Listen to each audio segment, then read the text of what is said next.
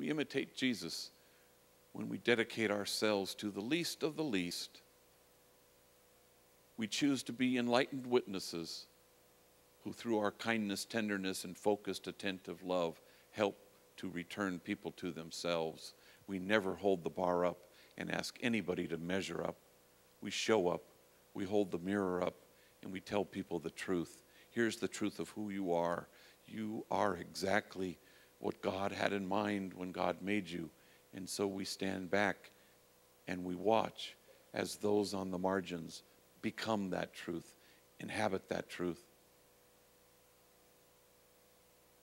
There's a homie who works for me named Luis Perez, and he effectively runs Homeboy Industries. I'm there not enough to run it, actually. He runs it. He's 27 years old.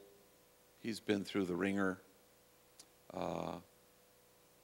He grew up in New York City, but his mom moved from there when his father used to beat her up badly. Usually when she refused to have sex with him, he'd beat her up right in front of Louis. And then she started to drink quite heavily when she moved to LA, and she used to beat up Louis because he reminded her of his father. Louis joined a gang, was about the most violent, horrifying gang member imaginable, dedicated to gangbanging and violence. And then he traded in one addiction for another. He moved quickly to heroin, and there he was stuck for a number of years. He'd come in and out of my office. I've known him for 15 years. I met him at a probation camp. He made his first communion with me. He always longed and tried to be the truth of who he was, but sometimes it requires such a dismantling of messages of shame and disgrace that it's daunting. I remember he told me a story once when he was at the worst place ever, heroin addiction in its fullest control of him. He was homeless, living on the streets. He and another heroin addict, gang member, had robbed some guy, and so they had enough money to get high. And then they went to rent a motel room where they could get high for the whole weekend. While the guy was in there renting the room, Louis was in the parking lot, hiding behind a hedge for some reason, paranoid and at the lowest point in his life. He was behind this hedge that was so thick nobody could see him, leaning up against the wall where the hedge was in front of. And while he's standing there and wondering about his own life, a truck pulled right up, about 20 feet in front of him, and he moves back a little. The man gets out of the cab of the truck, and he makes a beeline straight for the bush where Louis is hiding. And Louis can't go any farther back. And the man looks into the bush, and he can't see Louis there, but he says, "Don't be afraid. Walk towards the light that awaits you. Move towards the peace and the unconditional love and acceptance that God has in store for you." And Louis walked out of the bush, and he begins to sob and wail. And he talks to this stranger for an hour. And he asks him, "How did you know I was here?" And the guy said, "I didn't.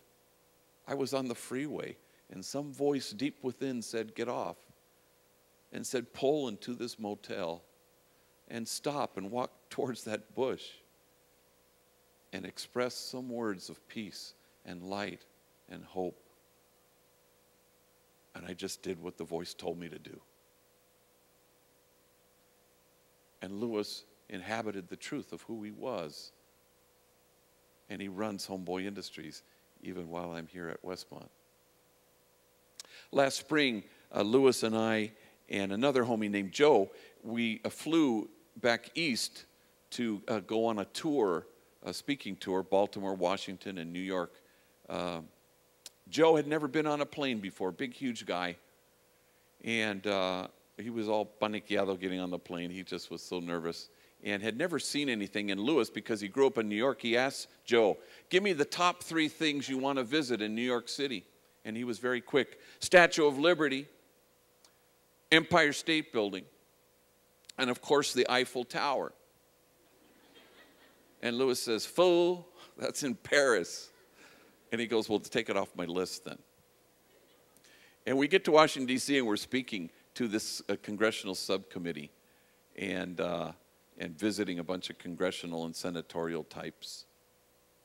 And then we toured the city, White House, Smithsonian. And then we went to the Holocaust Museum. And if you've never been there, it's just an incredible, mystical experience. And so it was Joe, me, and Lewis. And I said, let's take 3 hours, which is really kind of scratching the surface.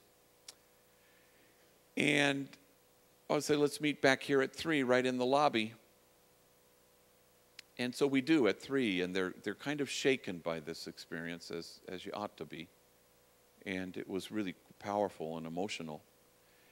And as we're standing there debriefing in the lobby, there's this desk over by the side. And there's a man in his early 80s sitting behind the desk.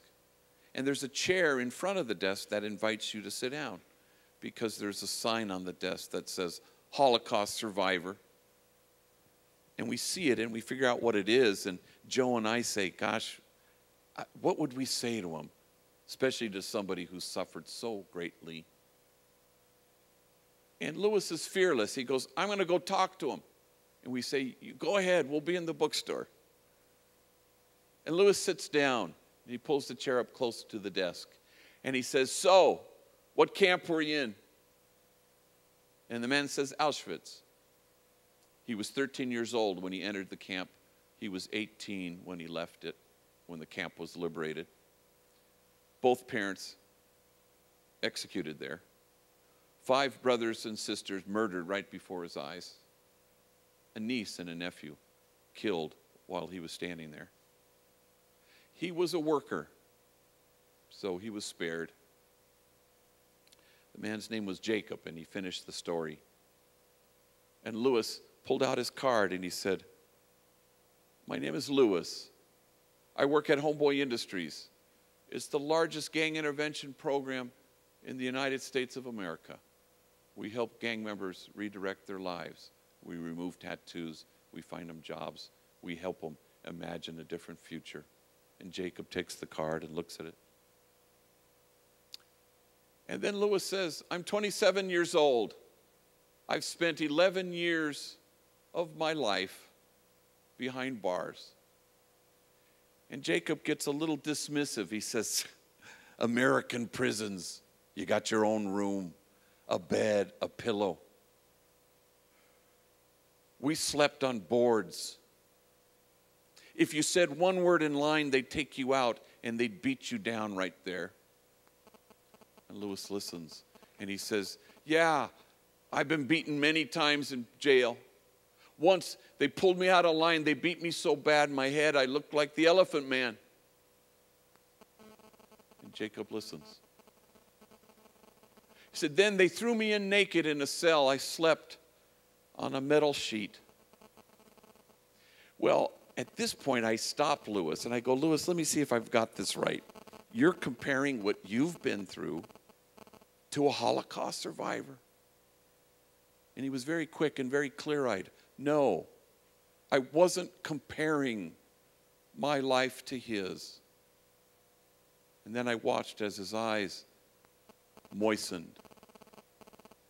No, I wasn't competing with him. I was connecting with him. And suddenly there's kinship so quickly. For there is in us this longing to connect, that you may be one, as the Father and I are one. Exactly what God had in mind. And yes, wholly befold. Wholly befold. God bless you all.